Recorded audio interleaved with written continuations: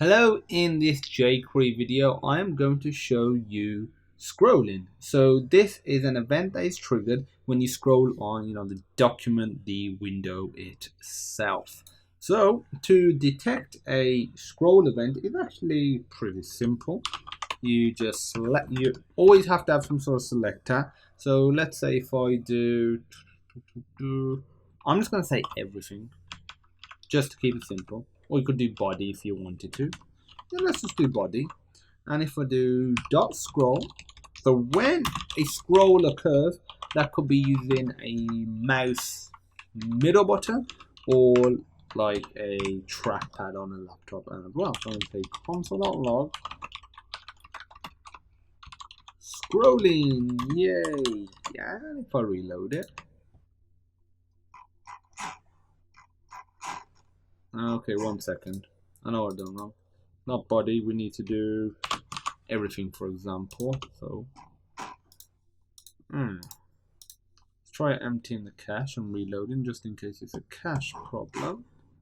No, it doesn't seem like it's a cache problem.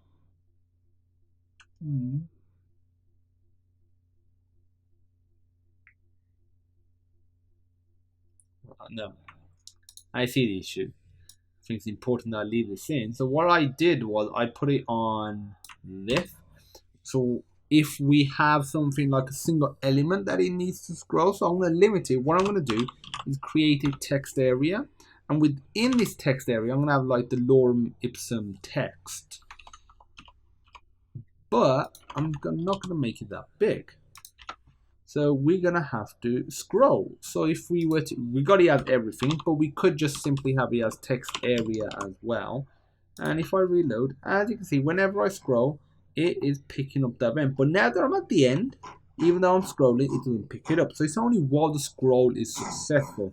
Now that I'm at the top, it is no longer picking up the scroll. What you could do maybe to detect, how many scrolls you're doing, you could do like var num equals 0. And then you could, let's say if I comment this out, you just do, let's say num. And we're just going to essentially add 1 to this. So we say num plus plus, and we are going to say console.log num.